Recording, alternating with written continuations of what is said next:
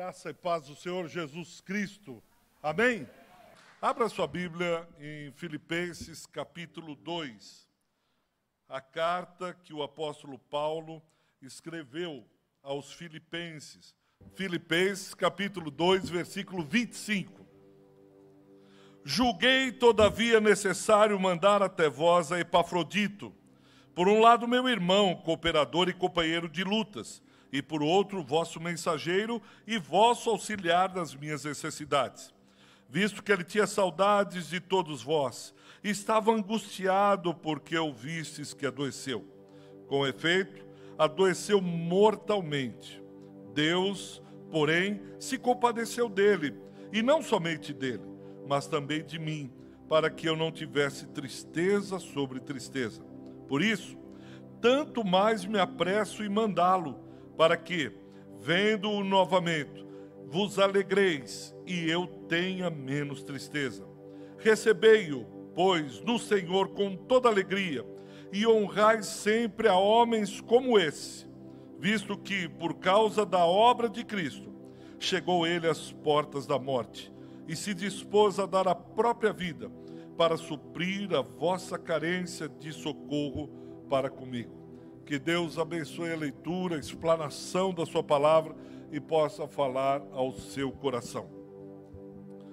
Aqui o apóstolo Paulo está escrevendo à igreja de Filipos, talvez uma das igrejas que Paulo tinha um maior relacionamento. Paulo tinha uma comunhão profunda com a igreja de Filipos. E aqui surge uma necessidade. Paulo recebe uma oferta da igreja de Filipos e envia Epafrodito para levar uma carta que ele mesmo redigira a essa igreja de Filipos. Então, Epafrodito aparece aqui como mensageiro, como nós lemos o texto. Quando a igreja tem que enviar, a igreja de Filipenses, ela envia ofertas ao apóstolo Paulo. E o apóstolo Paulo envia essa carta à igreja de Filipos. Mas antes disso surge uma pergunta. Porque fala aqui de envio, no versículo 25, mensageiro. Eu enviei. Quando nós lemos assim, você diz, pegar lá um irmão e manda uma oferta, porque não tinha banco, né? Não tinha como enviar, tinha que ser por um mensageiro. E, ao mesmo tempo, Paulo está na prisão e tem que enviar essa carta. E a pergunta que surge, quem nós vamos enviar?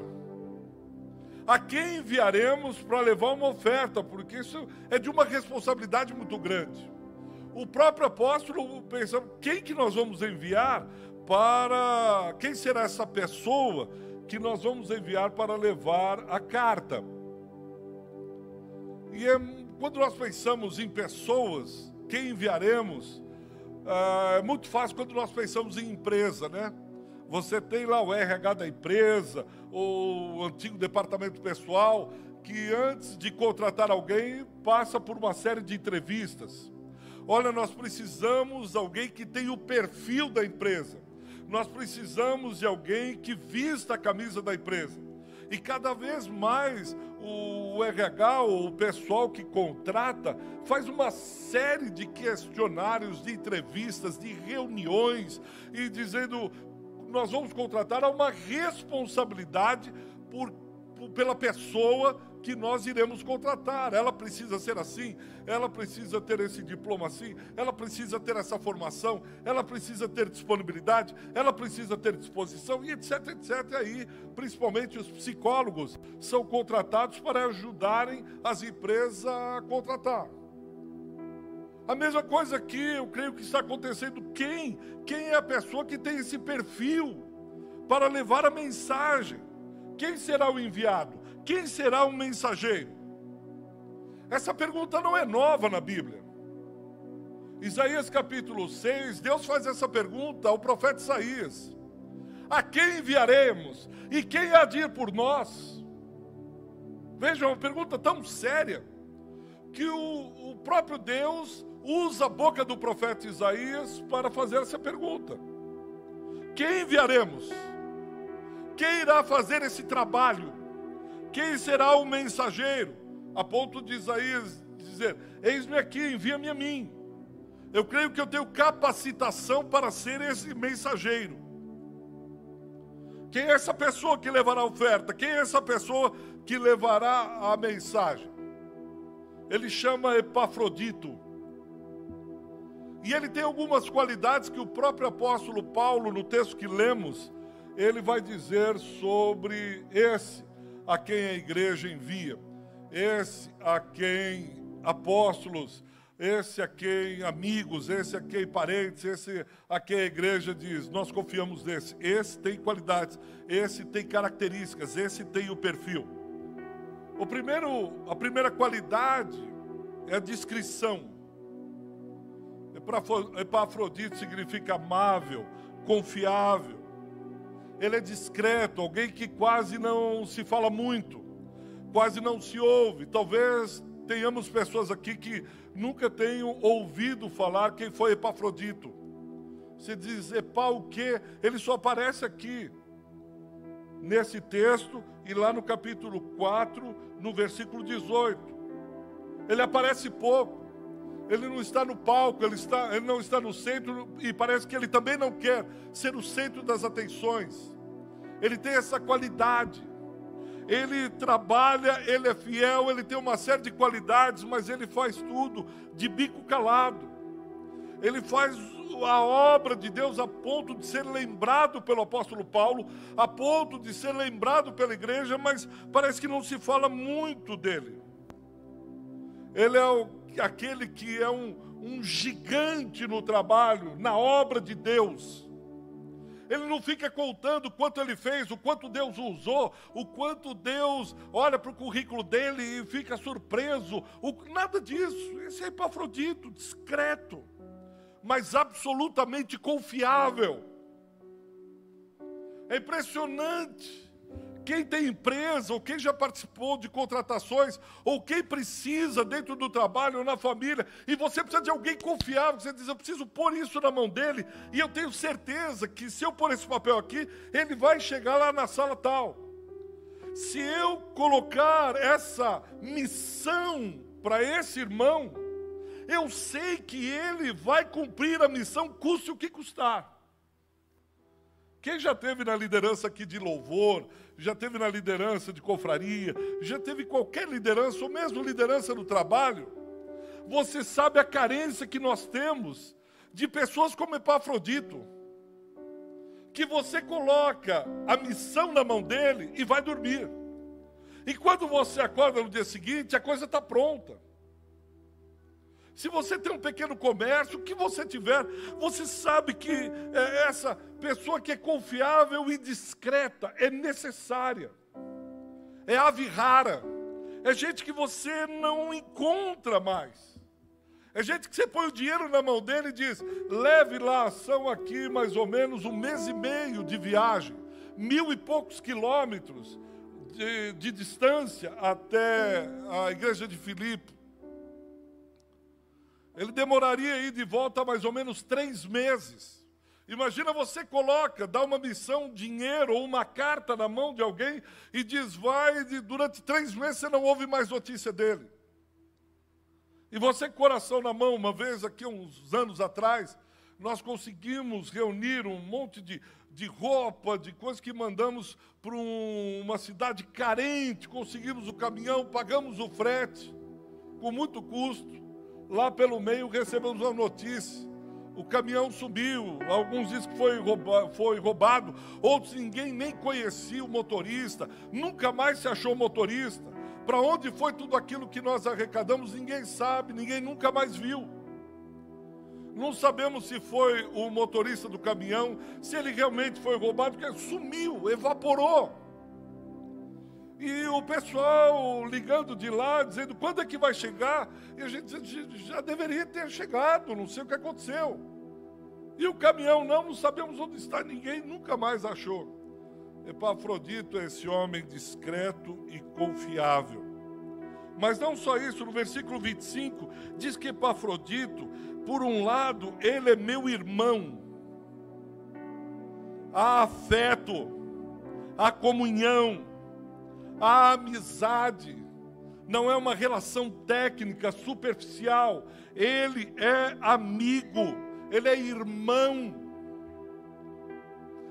Nós perdemos um pouco o significado do que seja irmão, porque se tornou muitas vezes tão banalizado que o peso da palavra irmão, ele se dissolve. Ele não tem mais aquele significado que tinha antes. Quando você abraça alguém e diz, esse é meu irmão, isso deve trazer consequências, isso deve trazer coisas que explodem no nosso coração. É gente que você diz, a nossa relação é uma relação fraterna. Ele não vai me deixar na mão, ela não vai me deixar a esmo. Ela é minha irmã. É quase que como filho, filha. Esse aqui é carne da minha carne. Ele é da família. Epafrodito, Paulo diz, ele é irmão. Ele tem essa qualidade. Quantas pessoas que você chama de irmão, mas com o peso da palavra? Qual é a pessoa que você diz irmã, não porque você esqueceu o nome, não porque você não lembra como ele se chama, mas porque você diz, esse é irmão, pode confiar. Esse é irmão. Pode dar o punhal na mão dele e virar as costas, porque é irmão.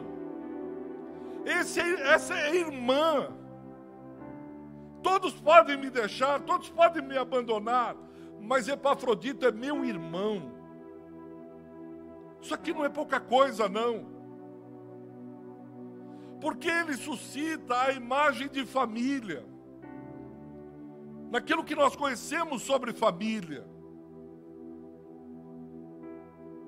Eu já disse isso uma vez e repito aqui. Por que a traição de uma pessoa próxima dói tanto? É porque nós temos esse cuidado, esse carinho. Quem nos trai é alguém, e dói é alguém que chega tão perto, que é capaz de nos dar um beijo no rosto. Quando Judas beijou a Jesus. Ele era um irmão tão próximo, alguém tão próximo, que foi capaz de beijar a face do mestre, como sinal. Então a traição de um marido, de uma esposa, de um filho, de um irmão, de um amigo dói tanto, porque ele está muito próximo. Você diz, você não poderia ter feito isso comigo. Eu lembro que eu ouvi uns anos atrás de uma irmã, ela disse, pastor, minha filha não poderia ter feito isso comigo, e chorando. Ela disse, todo mundo poderia ter feito, mas minha filha não, ela estava em casa. Por que dói tanto? Porque você ama, porque você quer bem. Minha esposa não poderia ter feito isso comigo. Agora você não fica chateado se o diabo te trair, porque o diabo trai mesmo, ninguém fica surpreso com o diabo trair. Ninguém fica surpreso com o inimigo, alguém que te odeia, e vai e te trai, você diz, só poderia ser ele.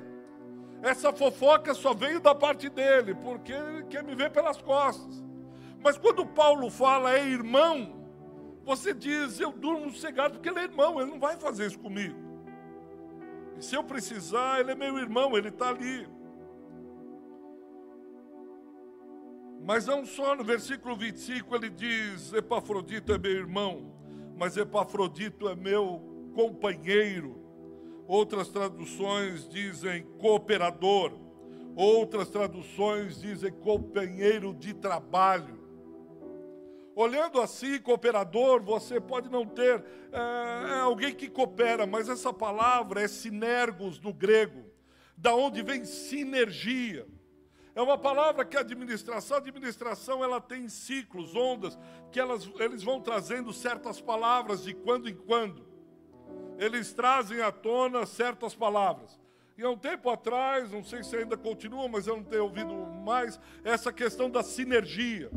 Da onde vem companheiro, cooperador, sinergos, companheiro de trabalho. A sinergia é uma quantidade exponencial de trabalho que realizamos quando trabalhamos juntos. Sinergia não é 1 mais 1, nós vamos dar uma força a 2. Isso não é sinergia.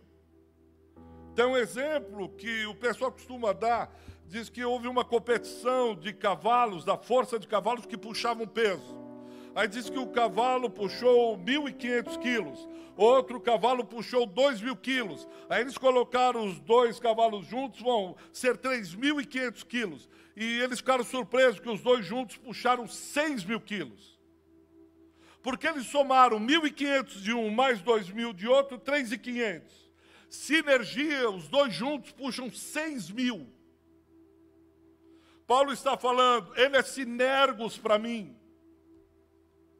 Além dessa fraternidade, desse amor, desse parentesco, dessa irmandade, ele é sinergos, comigo ele faz sinergia. Eu ponho aqui na mão dele, nós 2 juntos levamos ainda muito mais.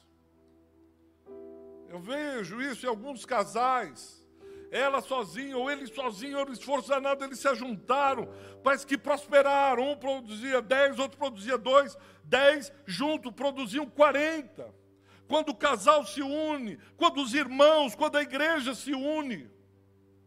Caso contrário, eu tenho pensado muito nisso. Eu peço que vocês julguem o que eu vou dizer agora. Não peço que vocês recebam e engulam e fiquem quietos, não. Mas pensem nisso que eu vou dizer. O que caracteriza um trabalho escravo? É quando eu me aproprio da força de trabalho de alguém. Vou repetir, eu preciso que vocês me acompanhem. E julguem, discernam isso.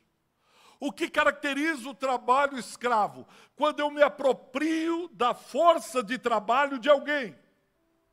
Porque Israel, em Êxodo capítulo 1 e 2, ele pede para que Deus liberte o povo do jugo da escravidão. Ou seja, Faraó fazia com que aquele povo produzisse, trabalhasse a exaustão, e na hora de receber aquilo que ele produzia, Faraó tomava. Isso era trabalho escravo. Você não tem paga. Você não recebe nada. Tudo é meu. Eu exploro você. Eu escravizo você. Eu tomo de você o que pertence a você. Isso é escravidão. Pastor, onde o senhor quer chegar? Eu e você todos, sem exceção, temos dons. Temos talentos dados por Deus. Não tem uma pessoa aqui que possa levantar uma das mãos e dizer, eu não tenho dom nenhum. Não é verdade. No mínimo, você é capaz de impor as mãos sobre alguém e orar. Dizer, pastor, eu queria orar por 10 pessoas, no mínimo. No mínimo, você pode jejuar. Eu não sei pregar, eu não sei cantar. Tá, mas você pode auxiliar alguém. Você pode ser usado numa confraria, enfim. Qualquer coisa. Pastor, chega logo onde o senhor quer chegar. Quando eu venho à igreja e eu me aproprio do trabalho, do dom, do talento do outro.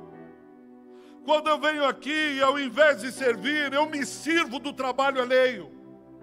Eu me sirvo do trabalho daquele líder de confraria que se esmera durante a semana, prepara a casa, faz tudo, e eu ligo para ele e diz, hoje não vai dar para eu ir.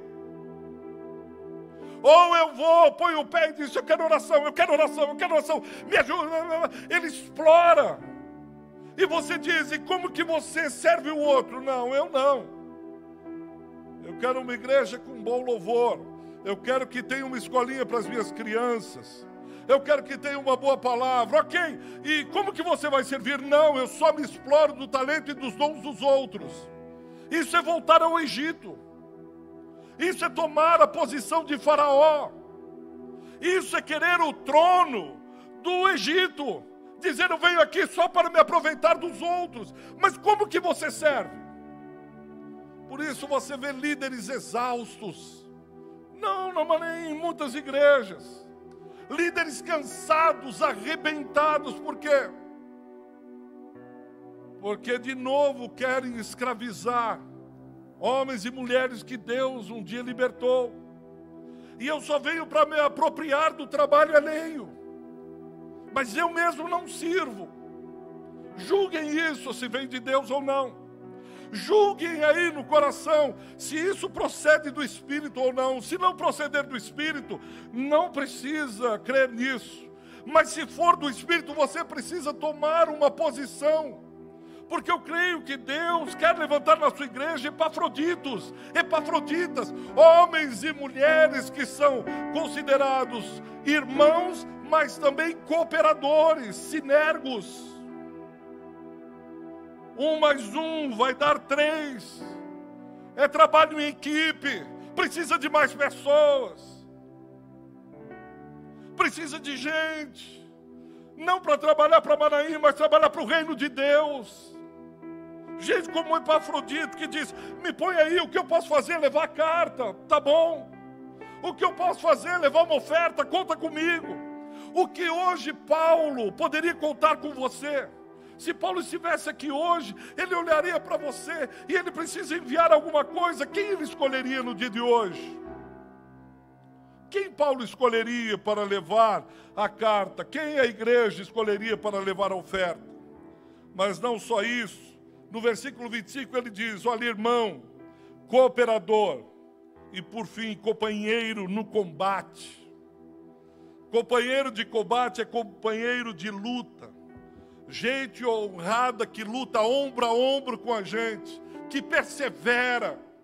Não é aquele que começa a luta com você e diz, aí chega lá no fim e diz, você diz, cadê o irmão? Cadê a irmã?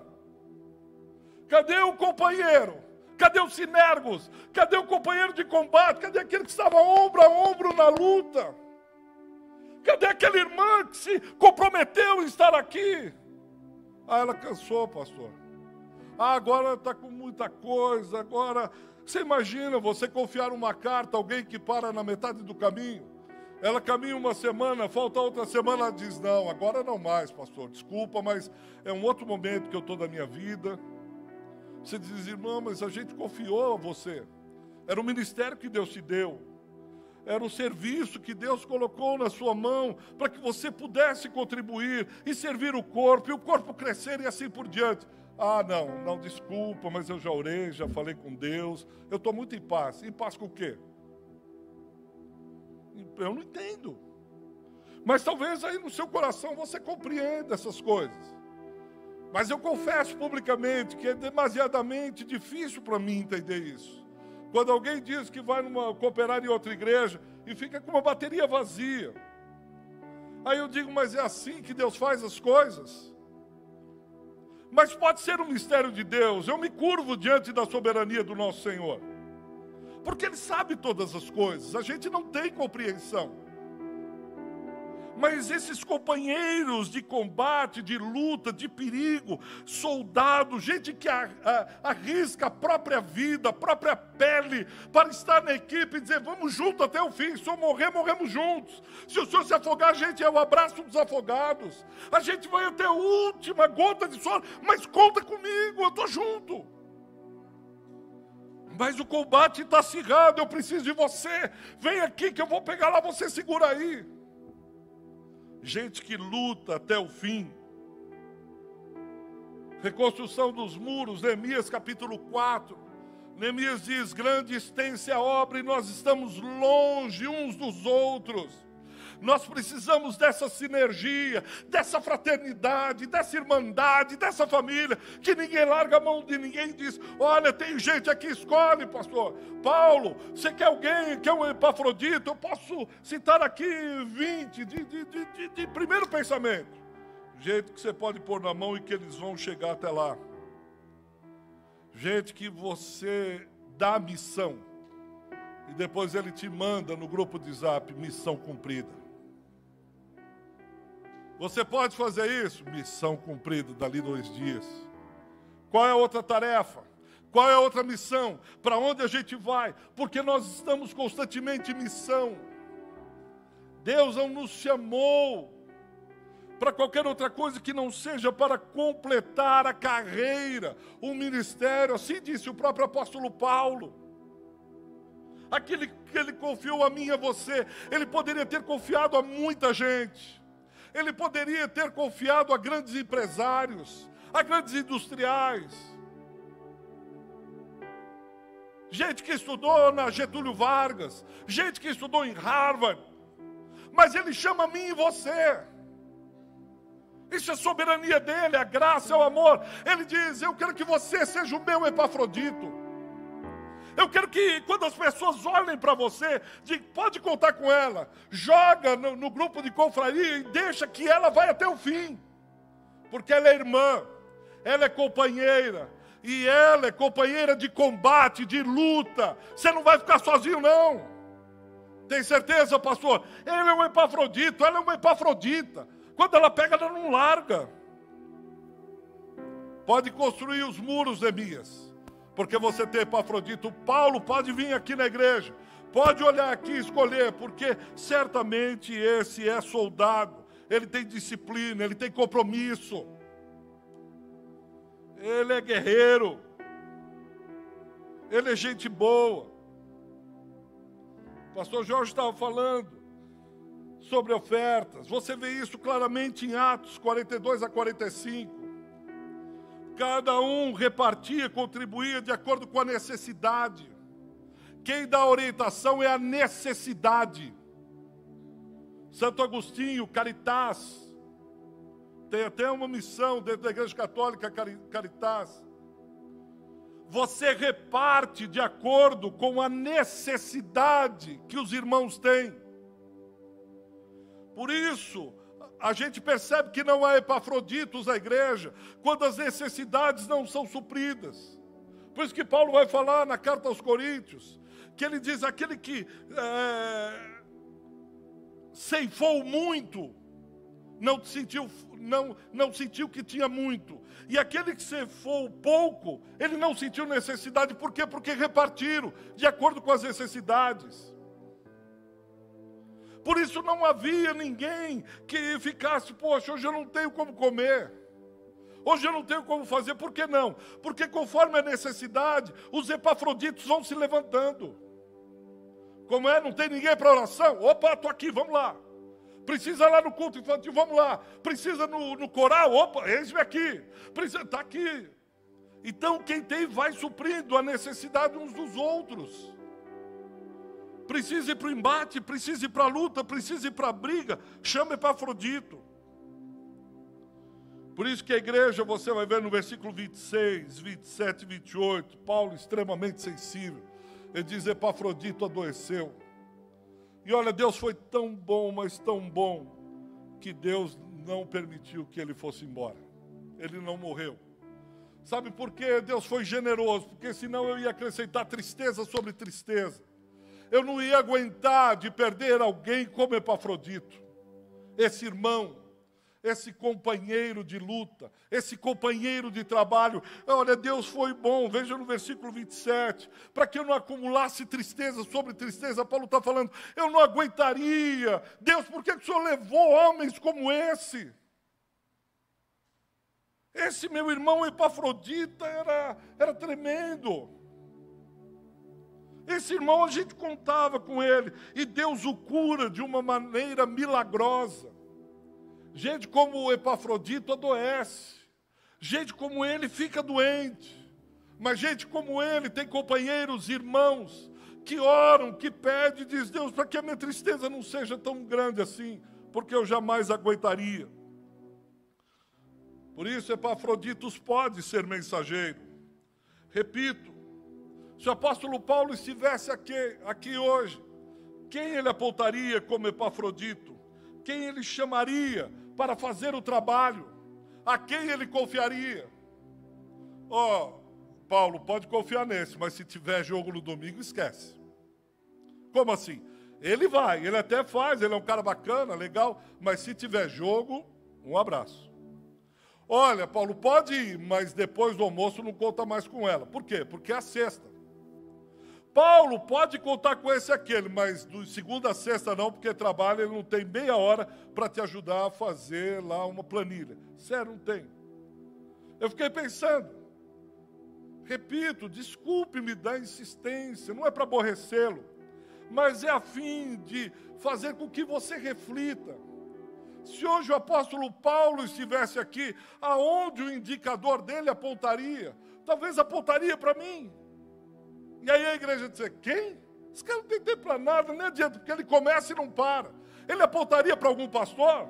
Ele apontaria para alguma pastora? Ele apontaria para algum líder de ministério? Ele apontaria para o louvor? Ele apontaria para o pessoal do coral? Ele apontaria para algum líder de confraria? Ele apontaria para alguma irmã lá do culto das crianças, da oração, qualquer outro? Para quem ele apontaria? Ou se ele apontaria o dedo dele e faria assim, quem, Paulo? Fulano? Dá na mão dele e você vai ver a semana que vem. O tiro dele não chega aqui na porta. E a ideia é que o Espírito, a gente se abra para o Espírito, a fim de que eu e você estejamos assim, completamente sensíveis, abertos e dizendo, Deus, o que é que o Senhor deseja de mim? Eu sei orar. Eu vou falar com as irmãs. E vou pedir para elas que eu não vou ser mais uma daquelas que vão ficar pedindo oração o tempo todo. Mas eu vou pedir que elas me coloquem, eu oro devagar, eu oro meio torto, eu não tenho palavras bonitas, mas eu quero ser usado. Eu vou falar com as irmãs da oração, eu já tenho uma certa idade, mas eu posso jejuar. E eu vou ser alguém que, como Simeão, constantemente no templo, orando e jejuando, buscando a Deus, porque ele queria ver o Messias.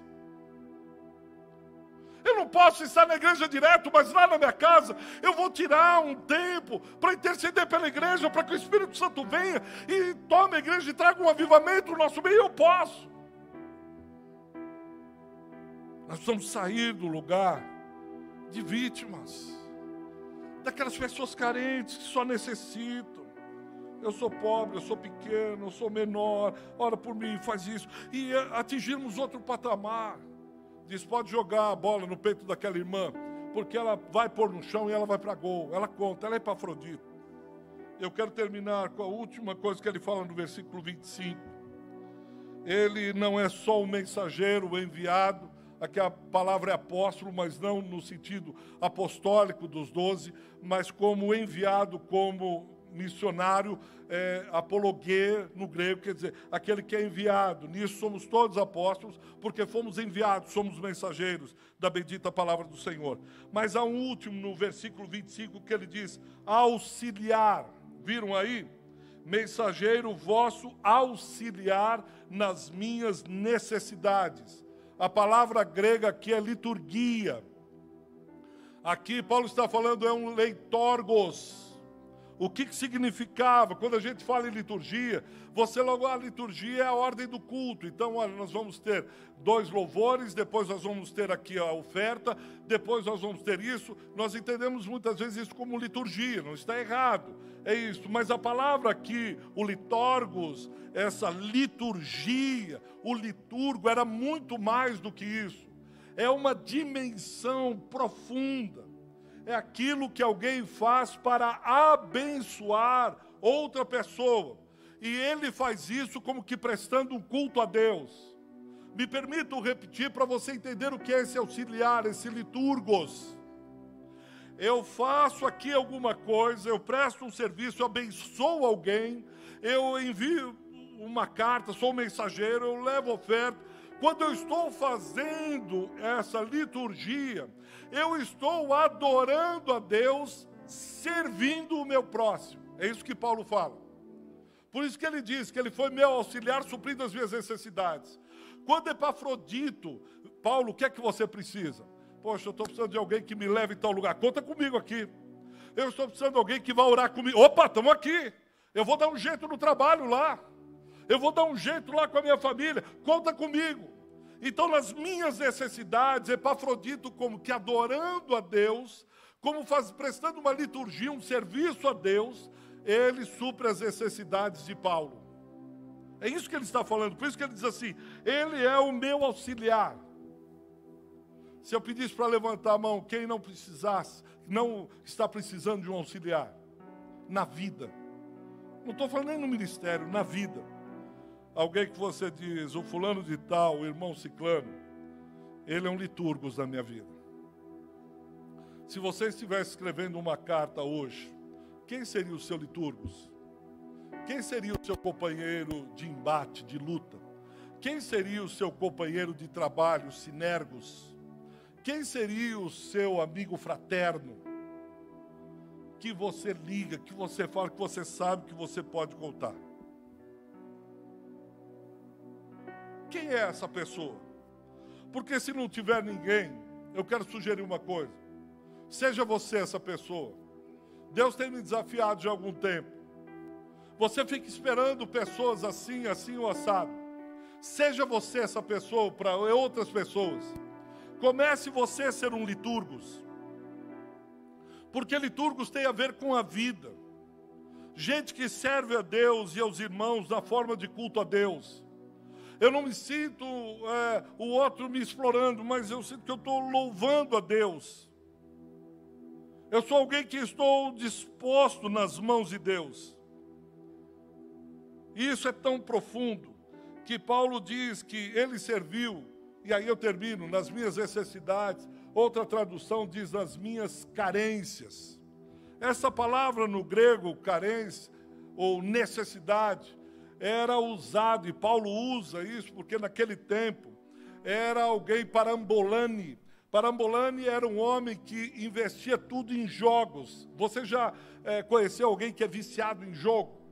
Ele se afunda no jogo, ele vende casa, ele perde apartamento, ele perde família, porque ele é um parambolani, ele é alguém que assim, tudo que eu tenho eu arrisco. Paulo diz, Epafrodito é um liturgo nas minhas parabolanes. Ele é como um parabolane ao suprir as minhas necessidades e da igreja. Ele arrisca tudo, a ponto de no versículo 30, diz, visto que por causa da obra de Cristo, olha quem é esse homem, olha o quilate de Epafrodito. Visto que por causa da obra de Cristo chegou ele às portas da morte. Ele arrisca a própria vida. Por que Epafrodito arriscou a própria vida? Ele diz, se dispôs a dar a própria vida para suprir a vossa necessidade, a vossa carência. Você que já teve liderança, ou está na liderança, você sabe. Você olha e diz, poxa, eu estou precisando de alguém para me ajudar com isso. Pastor, o senhor pode anunciar de púlpito? Olha, nós estamos precisando tal. A Ju esteve no coral há muito tempo. Pastor, avisa lá que vai ter ensaio. Qual era a resposta, Ju, muitas vezes? Você diz, só alguém que me ajude nas minhas necessidades. Eu não estou pedindo nem para arriscar a própria vida. Eu não estou pedindo para ir à beira da morte. Eu não estou pedindo isso. Eu estou pedindo só para ajudar aqui na arrumação das cadeiras. José, o líder do diaconato, converse com ele. Por isso que o Espírito está se movendo e dizendo assim, eu preciso que a igreja entenda acerca dos Epafroditos dessa geração. Eu preciso que a minha igreja, a minha noiva, compreenda, discirna, entenda o que acontece. No ano de 252 a.C., Cipriano, um cristão, em Cartago foi tomado por uma epidemia e os corpos, os próprios familiares colocavam os cadáveres na rua e deixavam. Não queriam nem enterrar os seus próprios mortos para que não fossem contaminados. Cipriano começa um grupo e começa a juntar irmãos e irmãs e dizendo, nós não podemos deixar esses homens e mulheres moribundos largados à própria sorte na rua, às vezes alguns até vivos, mas com doença, epidemias, não vamos deixar. E ele começa a reunir esse grupo e dizer, aqueles que morreram, nós mesmos vamos enterrar. E os que não morreram, nós mesmos vamos cuidar. Foram chamados de parambolanes. Gente que não aguentava ver a carência. Gente que não suportava ver a necessidade do próximo. Ele não aguentava ver alguém precisando e dizendo, deixa esse moribundo porque já morreu. Ele não era inconcebível a ele ver alguém na sua carência. E ele dar de ombros, como se não é comigo, faz que você não vê. Dá de largo, passa ao largo, deixa para lá. Ele diz, não. ninguém enterra, ninguém cuida, ninguém ouve, ninguém quer saber, mas saiba que Cristo continua tendo os seus aqui. Saiba que Cristo tem parabolanes nos dias de hoje. Saiba que Cristo tem Epafroditos no dia de hoje. Saiba que Cristo tem Ciprianos nos dias de hoje. Gente que não passa ao largo na necessidade dos outros. Paulo, no versículo 25, está falando essas coisas. Esse é meu amigo. Esse é companheiro, esse é irmão. Se eu precisar de briga para varar a noite, eu ligo para ele e diz, quando? Gente que eu ponho na mão e a carta chega. Gente que eu confio a missão e vai até o fim. Repito, pastor, eu não vejo ninguém assim. Pois veja aí mesmo no versículo 7 do capítulo 2. E nós terminamos. Alguém deixou o exemplo. Esse Deus é admirável, louvável e adorável. Ele olha a mim e a sua necessidade, capítulo 2, versículo 7. Ele olha dos céus e diz, Pai, estou com a minha família, estou com o meu trabalho, estou em ascensão na minha carreira. Agora não é o momento de ir. Mas ele olha e diz, está lá a Dalila. Eu não vou deixar a Dalila morrer assim. Não, peraí, está lá o Moisés. Opa, espera um pouquinho. Nós estamos falando aqui da dona Cleide. Eu vou me esvaziar. Eu vou ser um parabolane. Eu vou deixar toda a glória. Eu vou deixar tudo. Porque eu vou suprir uma carência que ninguém pode suprir. Porque precisaria um justo morrer. O próprio Deus, ele diz, eu vou. Eu não sei como o Pai e o Espírito olharam para ele, mas ele disse, eu vou. E diz que ele deixou toda a sua glória, ele se esvaziou e tomou a forma humana, tornando-se semelhante a mim e a você. Ele foi reconhecido. Primeira, segunda carta de João diz que nós o apalpamos. Os cravos entraram nas mãos dele. As cusparadas chegaram ao seu rosto. A coroa de espinho foi colocada. E ele diz, mas pela necessidade desse povo, eu vou. Nós temos exemplo. E ele nos deu o exemplo. Ele é o maior exemplo. Ele é o exemplo. Ele é Cristo, o nosso Senhor. Epafrodito olhou para ele. Paulo olhou para ele. Moisés olhou para ele. Pedro olhou para ele. E eu e você estamos olhando com os olhos fitos nele, dizendo, o Senhor é o nosso exemplo. Que o Senhor nos ajude a servirmos a tua igreja. O ano está terminando, mais um mês, aí já vamos para os finalmente. O que é que você está sonhando? O que é que você está pensando? Ah, pastor, das férias o senhor está falando? Para onde eu vou em janeiro? Não, irmão, não é isso. Também é legal, vai. Ah, se eu vou fazer algum curso? Não, é legal. Se eu vou trabalhar mais, mudar de serviço, aí o senhor está dizendo? Não, isso também é bom. Se eu vou casar ou não? Não, também. Mas eu estou dizendo assim, o serviço. Você olha para alguém e diz, eu quero servir em 2022, eu quero ser um Epafrodito. Eu quero cumprir minha missão cabalmente. Eu quero chegar no final de 2022 dizendo assim, Senhor, pelo menos 2 pessoas olharam, apontaram para mim e disseram, esse é Epafrodito. Não é legal isso? Não é bom? A pessoa olhar para você. Os batizandos escreveram seu testemunho. E eles foram dizendo de pessoas que foram Epafroditos, insistiram, exortaram, admoestaram, encorajaram, chegaram junto. Disseram aí, vamos, ó, confraria, você não vai, como é que é isso? Ó, e assim por diante. E eu tenho certeza absoluta que Deus quer levantar Epafroditos. Já os tem. Já os tem.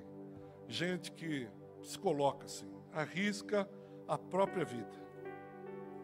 E agora eu termino mesmo. Estou passando, mas me permita. Você pode ficar entre Filipenses 1:21 e Filipenses 2:21. Nós vamos orar sobre isso. Você pode ficar entre Filipenses 1:21 ou Filipenses 2:21.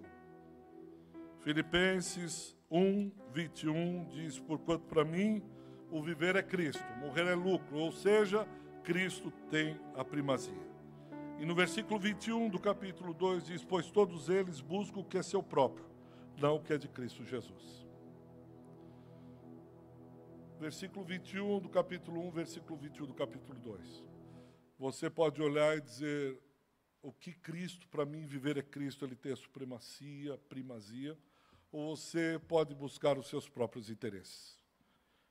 E se você optar pelo versículo 21, capítulo 2, ore e diz: Senhor, eu quero mais o meu trabalho, eu quero mais lazer, eu quero mais viagens, eu quero conhecer mais amigos, eu quero conhecer outras igrejas, eu quero pegar um cruzeiro, eu quero conhecer uns países, e começa a projetar a sua vida. A gente vai continuar torcendo e orando para que você possa ser um Epafrodito, uma Epafrodita. Mas se você quiser ficar no versículo 21, se ajunte a nós. Gente que olha e diz: o viver para mim é Cristo, o morrer é lucro. Eu quero viver, Cristo, o que é que o Senhor tem para a minha vida? E aí eu quero viver. A escolha é sua, Filipenses 1:21 ou Filipenses 2:21.